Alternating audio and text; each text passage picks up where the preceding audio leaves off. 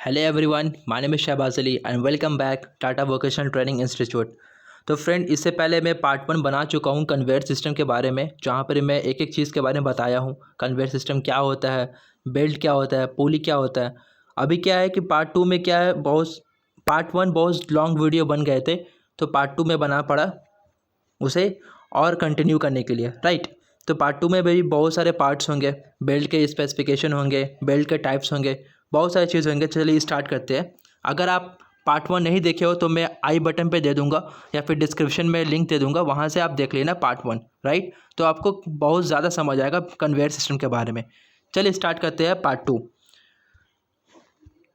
तो फ्रेंड, जैसे कि हमने कंप्लीट कर चुका था, यहाँ तक हमारा कंप्लीट हो चुका था advantage of belt conveyor, right. अभी हम बात करेंगे कि रिक्वायरमेंट क्या है बेल्ट जिसको हम यूज़ करते हैं बेल्ट कन्वेयर में, राइट। मतलब क्या क्या रिक्वायरमेंट होनी चाहिए हमारे बेल्ट में जो हम यूज़ करेंगे कन्वेयर सिस्टम में। पहला क्या है? पहला है हमारा हाई स्ट्रेंथ। यस, स्ट्रेंथ ज़्यादा होना चाहिए, राइट। अगर स्ट्रेंथ का मतलब क्या होता है फ्रेंड, कि जब भी कोई भी कंपोनेंट में अगर एक्सटर्नल फोर्स लग रहा है तो बिना टूटे, बिना कोई डिफॉर्मेशन हुए, अगर ये अपना पोजीशन पे या फिर अपना जैसे इसका स्ट्रक्चर है वैसा ही रहता है, उसको हम बोलते हैं क्या? Strength, right. तो इसका स्ट्रेंथ ज़्यादा होना चाहिए बेल्ट का, क्योंकि मटेरियल बहुत इसमें मटेरियल गिरता है, लोड होता है, अनलोड होता है, तो इसका स्ट्रेंथ बहुत चाहिए। दूसरा क्या है? Low self weight. खुद का वेट कम होना चाहिए। ऐसा नहीं है कि आपने एक बेल्ट परचेस किया जिसका वेट बहुत ही ज़्यादा हो, वैसा नहीं होना चाहिए। इसका वेट, खुद का वेट लो होना चाहिए, कम होना चाहिए, राइट। थर्ड वन क्या है? इसका हाई वियर रेजिस्टेंस होना चाहिए। यस, बहुत इंपॉर्टेंट प्रॉपर्टी है।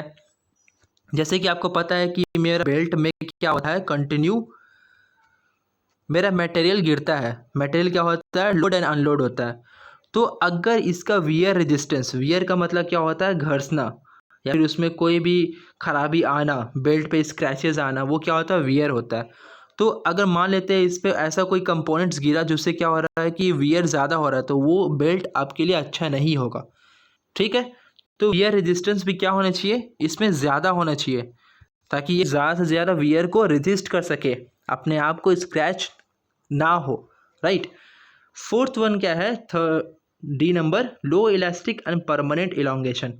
मतलब इसमें इलास्टिसिटी क्या होनी चाहिए? कम होना चाहिए। ऐसा नहीं कि बहुत ही ज़्यादा डाउन हो जा रहा है, थोड़ा सा मटेरियल गिर रहा है और ये ज़्यादा क्या हो रहा है? नीचे हो जा रहा है। तो ये ज़्यादा इलास्टिक नहीं होना चाहिए, कम इलास्टिक होना चाहिए, राइट। ई नंबर, फिफ्थ में क्या है? फ्लेक्सिबिलिटी। फ्लेक्सिबल होने चाहिए। अब ऐसा नहीं है कि इसे मटेरियल गिर रहा है और ये अपना पोजीशन पे पूरा स्टैटिक है, मतलब बहुत ज़्यादा रिजिड है। रिजिड नहीं होना चाहिए, हल्का फ्लेक्सिबल होना चाहिए, तभी तो ये हल्का कर्व में बन पाएगा, जहाँ पे ट्रफिंग आइडलर का यूज़ करेंगे हम लोग, राइट। एफ नंबर पे नेक्स्ट क्या है हमारा? High resistance to ply separation. देखो फ्रेंड्स, ये जो बेल्ट है ना, कन्वेयर बेल्ट, ये एक बेल्ट से मतलब इसमें क्या होता है? बहुत सारे प्लाई बने होते हैं। ये मतलब ये एक लेयर का नहीं होता है, ये 3-4 लेयर का बने होते हैं, राइट। तो ये मान लेते हैं एक प्लाई हो गया, ये मान लेते हैं 2 प्लाई हो गया, ये 3 प्लाई हो गया। ये प्लाई बाय प्लाई क्या होते हैं? बनते हैं। इसमें सिंथेटिक हम कोई चीज़ लगा लगा चिपका चिपका के इसको हम थिक बनाते हैं, मोटा बनाते हैं।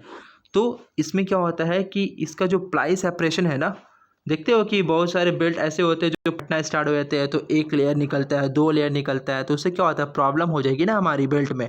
तो वैसा नहीं होना चाहिए। रेजिस्टेंस होना चाहिए, मतलब रेजिस्ट कर सके, वो प्लाई सेपरेशन ना हो इसमें, राइट। नेक्स्ट क्या है? लो वाटर एब्जॉर्प्शन कैपेसिटी। यस, मान लेते हैं कि आपका कन्वेयर सिस्टम, ज़्यादा कन्वेयर सिस्टम क्या होता है? बाहर ही लगा होता है, मतलब इंडस्ट्री के बाहर या फिर इंडस्ट्री के अंदर। मान लेते हैं इसमें बहुत सारे बारिश हो गई, तो क्या होगा? अगर बारिश हो गया या फिर कोई भी ऐसा कोई सब्सटेंस को हम ट्रांसफ़र कर रहे हैं जो बहुत ज़्यादा स्टिकी है या उसमें वाटर है, तो इसमें बेल्ट में ऐसा कभी नहीं होना चाहिए जो वाटर को एब्जॉर्व कर ले, राइट। तो इसमें कम होना चाहिए, ऐसा कैपेसिटी होना चाहिए बेल्ट का जो वाटर को एब्जॉर्व ना करे। अगर बेल्ट वाटर को एब्जॉर्व कर लेगा तो क्या होगा? इसमें फिर खराबी हो जाएगी, सेपरेशन होना स्टार्ट हो जाएगा, बेल्ट का प्लाई सेपरेशन हो जाएगा, फिर वाटर अंदर चल जाएगी, तो राइट। नेक्स्ट क्या है? Suitable working environment condition. मतलब ये हमारे एनवायरनमेंट में काम करने वाला बेल्ट होना चाहिए, ठीक है, समझ गया, बहुत ही इंपॉर्टेंट है, बहुत ईजी था। चलिए अब बात करते हैं हम लोग कन्वेयर बेल्ट का कंस्ट्रक्शन डिटेल्स में। ठीक, जैसे कि मैं बताया आपको कि कन्वेयर जो बेल्ट होता है वो एक बेल्ट से नहीं बना होता है, मतलब एक लेयर से नहीं बना होता है। इसमें देखो यहाँ पे कितने लेयर, एक है, दो है, तीन है, चार है। ठीक है, अब लेयर को कैसे हम गिनेंगे, लेयर को हम कैसे गिनेंगे, लेयर को हम गिनते हैं किसकी मदद से। देखो सबसे पहले मैं बता दूं आपको कि belt conveyor system generally compose होता है तीन मेन कंपोनेंट से। ठीक है, पहला होता है हमारा कैरकस, दूसरा होता है हमारा स्कीम, तीसरा को बोलेंगे हम लोग कवर्स। अब ये क्या पार्ट है, क्या क्या है, वो सारा चीज़ मैं बताऊँ इसमें। देखो ये जो पहला पार्ट है ना हमारा कवर, ये होता है, ये पहला कवर है, ये इसको बोलते हैं टॉप कवर। टॉप कवर का थिकनेस बहुत ही ज़्यादा होता है, और जो नीचे वाला जो कवर होता है उसको बोलेंगे बॉटम कवर। ठीक, तो एक कवर हो गया। दूसरा क्या है हमारा स्कीम। स्कीम देखो, स्कीम क्या है, स्कीम भी मेरा रबड़ का बनता है। देखो स्कीम का पार्ट ये यहाँ, ये वाला स्कीम, ये वाला स्कीम है, ये ब्लैक पोर्शन वाला स्कीम है। ठीक है, ये स्कीम होते हैं, लेकिन जो लास्ट वाले होता है वो हम कवर कहते हैं, इसको बॉटम कवर। ठीक है, और जो बीच में रहते हैं इसको बोलते हैं क्या, स्कीम है। ये भी रबड़ का बना होता है, मैं बताऊंगा इसे डिटेल्स में बताऊंगा।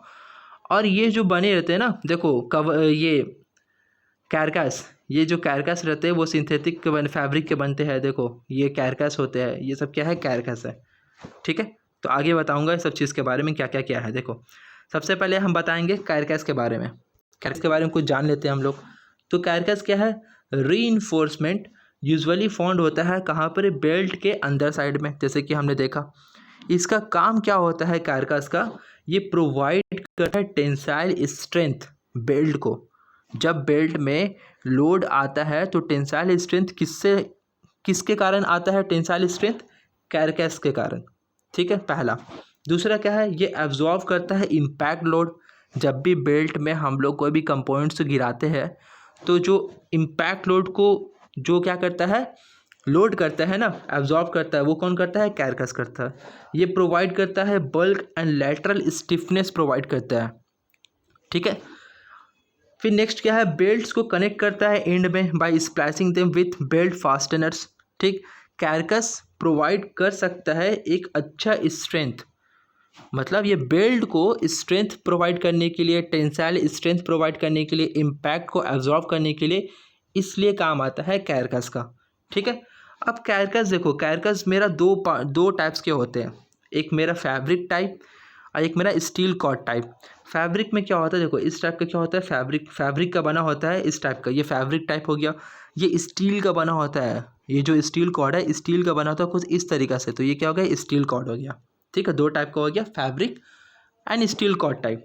समझ गया किस लिए यूज़ करते हैं और कितने टाइप्स होते हैं वो देख लिया आपने। अब बात करते हैं हम स्कीम के बारे में।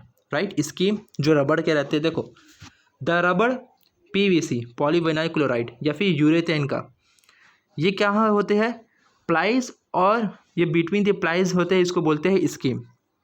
ठीक, आपने देखा प्लाई के बीच में होते हैं, ठीक, कैरकस के बीच में होते हैं। अब स्कीम का इम्पोर्टेंट क्या है, इंटरनल बेल्ट को एडहेशन देता है, मतलब चिपकने के लिए देता है। ठीक है, यहाँ पे सारा चीज़ देख लो। ओके, अब ठीक है, यहाँ पे देखो एक चीज़ कि स्कीम क्या होता है, स्कीम बेल्ट के बीच में रहता है। स्कीम का काम क्या रहता है, बेल्ट को इंटरनल एडहेशन देता है, चिपकने के लिए देता है, मतलब प्लाई को चिपकाने के लिए यूज़ करते हैं हम लोग स्कीम। इम्पैक्ट रेजिस्टेंस के लिए, ताकि जो भी इम्पैक्ट बेल्ट पे आए तो ये भी क्या करे, रेजिस्ट कर सके। राइट, और ये प्ले करता है एक इम्पॉर्टेंट रोल किसमें, बेल्ट लोड को सपोर्ट करने के लिए। राइट, जो अगर मेरा इम्प्रॉपर स्कीम रहेगा ना तो क्या होगा, ज़्यादा इफेक्ट करेगा। ठीक है, और ये सेपरेशन फेलियर भी हो सकता है। तो तीन काम हो गया स्कीम का। पहला क्या हो गया, इंटरनल बेल्ट को एडहेशन करने के लिए, चिपकाने के लिए यूज़ करते हैं हम लोग। दूसरा यूज़ करते हैं हम लोग इम्पैक्ट रेजिस्टेंस के लिए। ठीक है, और तीसरा लोड सपोर्ट या फिर टफ एबिलिटी के लिए। समझ गए आप स्कीम का मतलब। अब बात करते हैं कवर्स के बारे में। देखो कवर्स क्या होता है, कवर का मतलब क्या हो रहा है, जो स्कीम को या फिर कैरकस को क्या करेगा, कवर करेगा ऊपर से और नीचे से। ठीक है, तो they are used in conveyor belt construction. क्यों, क्योंकि प्रोटेक्ट कर सके कन्वेयर बेल्ट को, बेल्ट का कैरकैस को, एंड ऑल्सो एक्सटेंड कर सके उसकी लाइफ को। जाहिर सी बात है, अगर मेरा कैरकैस बचा रहा है, स्कीम बचा रहा है, ये टॉप कवर और बॉटम कवर, तो क्या कर रहा है, बेल्ट का लाइफ को भी इंक्रीज़ कर रहा है। समझ गए? इसलिए हम लोग टॉप कवर नॉर्मली ग्रेटर इन थिकनेस होता है, इसलिए हम क्या करते हैं, टॉप जो कवर होता है उसका थिकनेस ज़्यादा होता है as compare to bottom cover. क्यों? क्योंकि ज़्यादा इम्पैक्ट तो मेरा टॉप लोड पे आएगा ना। समझ गए? बॉटम कवर का थिकनेस कम होता है as compare to top cover. ठीक है, अब देखो इसका क्या है कि इट्स का डिज़ायरेबल प्रॉपर्टी क्या क्या होता है, टेक्सचर, क्लीनेबिलिटी, ये सब क्या है, इसका कुछ डिज़ायरेबल प्रॉपर्टी है कवर का। इसका हार्डनेस ज़्यादा होगा, fire, oil and chemical resistance होता है ना। ऐसा नहीं कि आपका अगर वाटर आ गया तो वाटर को एब्जॉर्ब करेगा, ऐसा नहीं होगा, वाटर को भी रेजिस्ट करेगा। समझ गए ये पार्ट? चलिए ये देख लीजिए आप, जैसे कि यहाँ पर कुछ दिया हुआ है, ये क्या है, हमारा टॉप कवर हो गया। जैसे कि मैं बताया, देखो टॉप कवर का थिकनेस भी क्या है, बहुत ज़्यादा है, बॉटम कवर का थिकनेस बहुत ही कम है। समझ गया? ये जो स्टील का कॉर्ड है ये सब क्या है, और ये क्या है, हमारा स्कीम हो गया, ये क्या हो गया, कैरकस हो गया। ठीक है, चलिए अब बात करते हैं हम लोग डिफरेंट ग्रेड्स ऑफ बेल्ट्स। मतलब बेल्ट्स के कितने कितने टाइप्स होते हैं, उसके ग्रेड क्या होते हैं, कैसे हम डिटरमाइन करेंगे कि कौन सा बेल्ट हमें कब यूज़ करना चाहिए। राइट, ऐसा होता है ना कि टेम्परेचर को देखकर या फिर मटेरियल को देखकर कौन सा बेल्ट को सेलेक्ट करना है, तो इस चीज़ से आप आराम से समझ पाओगे। राइट, देखो फ्रेंड्स, बहुत ही इम्पॉर्टेंट है ये आपको याद करना ही होगा। ग्रेड को, टेम्परेचर को, उसका काम क्या है, कौन सा मटेरियल को यूज़ कर रहे हैं, ये सब चीज़ अगर पता होगा तभी आप एक इंजीनियर हो, वरना आप एक वर्कर हो। ठीक है, तो देखिए पहला बात करते हैं हम लोग ग्रेड के बारे में। ग्रेड पहला क्या है, N17। अगर कोई भी बेल्ट का ग्रेड N17 है, मतलब उसको हम टेम्परेचर कितना यूज़ कर सकते हैं, 50 डिग्री टेम्परेचर तक यूज़ कर सकते हैं, और उसका कहाँ काम होगा, एक जनरल ड्यूटी के लिए। अब वो बेल्ट क्या ट्रांसफ़र करेगा, कौन सा मटेरियल ट्रांसफ़र करेगा, एब्रासिव मटेरियल, जैसे कि कोल हो गया, कोयला, कोई डस्ट हो गया, या फिर कोई स्क्रैप हो गया। तो जो भी ग्रेड N17 होगा वो ये सब मटेरियल को ट्रांसफ़र करेगा। ठीक है, अब चाहे N17 हो, M24 हो, या फिर SAR हो, देखो SAR भी है, वो तीनों क्या करेगा, मटेरियल यही यूज़ करेगा ट्रांसफ़र करने के लिए।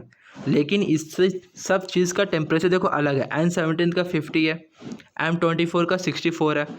SAR का मतलब होता है, क्या होता है, सुपर एब्रासिव रेजिस्टेंस, मतलब कोई भी एब्रासिव को रेजिस्ट करने वाला बेल्ट SAR बोलेंगे। ठीक है, देख लिया आपने।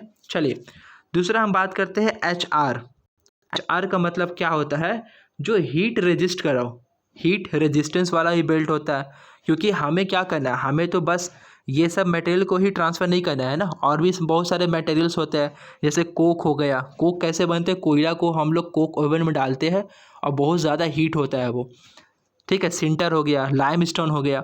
तो ये सब को ट्रांसफ़र करने के लिए हम कौन सा बेल्ट ग्रेड यूज़ करेंगे, HR, जो हीट रेजिस्टेंस हो। इसका टेम्परेचर कितना होता है, 120 डिग्री टेम्परेचर। ये हेवी ड्यूटी के लिए यूज़ करते हैं हम लोग।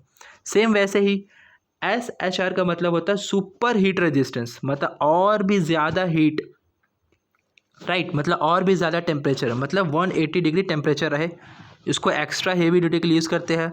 कौन कौन सा मटेरियल यूज़ करेंगे, सेम मटेरियल का यूज़ करेंगे। ठीक है, जैसे कोक हो गया, हॉट सिंटर हो गया, लाइमस्टोन हो गया, तो ये सब मटेरियल का यूज़ करेंगे ट्रांसफ़र करने के लिए।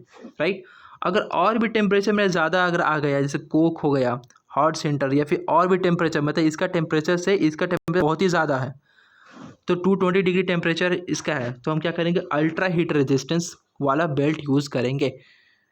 ठीक है, अब फ्रेंड्स बहुत सारे ऐसे भी आते हैं, जैसे फिर फाइन कोल, ऑयली शीट मेटल, इसमें क्या होते हैं, तेल लगे होते हैं, ऑयली स्टिकी होते हैं। तो स्टिकी के लिए आप हीट रेजिस्टेंस वाला तो यूज़ करोगे नहीं, या फिर एब्रासिव रेजिस्टेंस तो यूज़ करोगे नहीं, ऑयल रेजिस्टेंस वाला ही यूज़ करोगे बेल्ट। तो हमारा क्या है, ऑयल रेजिस्टेंस दो टाइप के आते हैं, एक OR51, एक OR62, जिसका टेम्परेचर कितना हो सकता है, उस मटेरियल का 75 से लेकर 80 डिग्री तक, मतलब ये बेल्ट इतना टेम्परेचर तक झेल सकता है, इतना टेम्परेचर तक ले सकता है। ट्रांसपोर्ट के लिए यूज़ करेंगे बस हम लोग। समझ के, बहुत ही इंपॉर्टेंट था और बहुत ही सिंपल है। और ये इम्पॉर्टेंट इसलिए है क्योंकि आपको ये पूरा याद ही करना होगा हर चीज़ के बारे में, राइट। चलिए अब बात करते हैं हम लोग बेल्ट के स्पेसिफिकेशन। मतलब मान लेते हैं कि आप गए परचेज़ करने के लिए बेल्ट, कन्वेयर बेल्ट, ठीक। ऊपर वाला देखते हुए, जैसे कि आपको अगर कोई भी सामान जैसे एब्रासिव मटेरियल का यूज़ करना हो तो आप गए परचेज़ करने के लिए बेल्ट, तो आपको कैसे पता होगा कि क्या क्या होना चाहिए, क्या लेना चाहिए, कैसा होगा, राइट। तो बेल्ट के ऊपर आप कुछ इस तरीक़ा से देखे होंगे, बेल्ट के ऊपर इस तरीक़ा से एक लिखा होता है। ये चीज़ क्या है? ये पूरा बेल्ट का स्पेसिफिकेशन है। देखो बेल्ट में क्या क्या आता है वो मैं बताता हूँ आपको। बेल्ट का विड्थ आता है, बेल्ट का विड्थ मतलब ये मेरा बेल्ट हो गया, ये हमारा क्या हो गया, बेल्ट का विड्थ हो गया, ठीक है। टाइप ऑफ प्लाई हो गया, मतलब टाइप ऑफ प्लाई कितना प्लाई है उसमें, ठीक है। जिसके बताया ना मैं कि एक टॉप कवर हो गया, एक बॉटम कवर हो गया, एक कैरकस हो गया, एक स्कीम हो गया। तो आप कैरकस को देख के ही आप बता सकते हो कि मेरा प्लाई कितना है। अगर 3 कैरकस है तो 3 प्लाई है, 4 कैरकस है तो 4 प्लाई है, ठीक है। अब बात करते हैं हम लोग प्लाई का रेटिंग को, फिर नंबर ऑफ प्लाईज कितने प्लाईज है, टाइप ऑफ प्लाई कितने हैं, टॉप कवर थिकनेस कितने हैं, बॉटम कवर थिकनेस कितने हैं, कवर रबर ब्लेड कितने हैं, टोटल थिकनेस कितने हैं बेल्ट के, ठीक है। चलिए अब हम बात करते हैं बेल्ट का स्पेसिफिकेशन। कुछ हम फिगर दिखा के आपको समझा देंगे हर चीज़, ठीक है। ये बहुत इंपॉर्टेंट है फ्रेंड, इसे आप ज़रूर ध्यान से पढ़ लेना, राइट। चलिए बात करते हैं। देखिए कुछ इस तरीक़े से आपको बेल्ट के ऊपर दिया रहता है, ठीक। अब एक एक चीज़ पढ़ते हैं। 1 नंबर पे क्या दिया है, देखो यहाँ पर 1000 का मतलब क्या है, 1000 mm का मतलब होता है बेल्ट का विड्थ, जो mm में होता है, मिलीमीटर में होगा, ठीक है। 1200 का मतलब क्या है, जो सेकंड में लिखा हुआ है। बेल्ट रेटिंग में बोल सकते हैं हम लोग, या फिर बेल्ट का स्ट्रेंथ जिसको हम नापते किस में है, किलो न्यूटन पर मीटर विड्थ ऑफ बेल्ट, ठीक है। 5 Nn का मतलब क्या होता है, 5 का मतलब क्या होता है, जो थर्ड में है, number of fabric plies, right. मतलब कितना नंबर ऑफ प्लाईज है इसमें, जो मैं बताया था आपको। एन का मतलब क्या होता है, एन मेरा फैब्रिक मटेरियल है, जो नायलॉन आते हैं। देख और भी होते हैं, जैसे कि ईपी होते हैं। ईपी का मतलब होता है पॉलिस्टर पॉलीमाइड। जैसे यहाँ पर एनएन है तो इसको बोलेंगे हम नायलॉन, और पीपी होगा तो बोलेंगे पॉलीमाइड, और एनपी होगा तो इसको बोलेंगे नायलॉन पॉलीमाइड। समझ गए, ठीक है। अब देखो इसको हम यूज़ करते हैं हेवी ड्यूटी, ठीक। 6 का मतलब क्या है और 3 का मतलब क्या है, ये टॉप और बॉटम नहीं लिखा रहता है, ये बस देने के लिए, आपको समझने के लिए टॉप और बॉटम लिख दिया है। 6 और 3 लिखा रहता है। तो जो पहला होगा, देखो टॉप का मतलब क्या होता है, टॉप कवर का थिकनेस ज़्यादा होगा, तो 6 का मतलब टॉप कवर का थिकनेस। 3 का मतलब क्या होता है, बॉटम कवर का थिकनेस, जो mm में है, ठीक है। अब यहाँ देखो M24, यही है फ्रेंड्स M24। यहीं से आप पहचान लोगे कि मेरा कौन सा बेल्ट मतलब कहाँ यूज़ करने वाले। M24 बताया था ना मैं, देखो M24 में बताया था आपको, यहाँ पर ही देखो M24 कहाँ है, यहाँ पर ही है M24, ये वाला पार्ट M24 है ना, जो 64 डिग्री सेंटीग्रेड में आएगा। और ये कौन सा मटेरियल यूज़ करेगा, ये मटेरियल यूज़ करेगा। तो मतलब जो मेरा स्पेसिफिकेशन है इस बेल्ट का, उसको हम क्या बोलेंगे, M24। समझ गए, M24 क्या है, ग्रेड ऑफ ब्लेड है एज पर BIS स्टैंडर्ड। समझ गया फ्रेंड, बहुत इजी है ना। देखो 250 का मतलब क्या हो रहा है, 250 का मतलब हो रहा है length of belt, last one 11th number, ये हमारे क्या है, बेल्ट का लेंथ है। तो फ्रेंड अभी मैं आपको बताया बेल्ट का स्पेसिफिकेशन बहुत अच्छे तरीके से, होप आपको सब कुछ समझ आया हो, बेल्ट का स्पेसिफिकेशन क्या है, क्या होता है। देखो फ्रेंड अब सेफ्टी डिवाइस, कुछ ज़्यादा ही वीडियो लंबे हो जाएंगे, तो अगर आप चाहते हो कि इसके सेफ्टी डिवाइस के बारे में बताऊं तो प्लीज़ आप कमेंट करना, वैसे मैं वीडियो बनाऊंगा। अगर आपको चाहिए डिटेल्स में तो मैं ज़रूर बताऊंगा इस सब चीज़ के बारे में। होप आपको पूरा चीज़ अंडरस्टैंड हुआ हो बेल्ट के बारे में, पूरा एक एक चीज़ मैं बताया हूँ अच्छे से। मैं ये दूसरा पार्ट है, इससे पहले मैं फर्स्ट पार्ट बताया हूँ। अगर आपको समझ आए तो प्लीज़ लाइक्स एंड कमेंट ज़रूर करना और सब्सक्राइब ज़रूर कर लेना, क्योंकि इससे अच्छे भी वीडियोज़ आने वाले हैं, राइट। तो thank you for that. Thank you.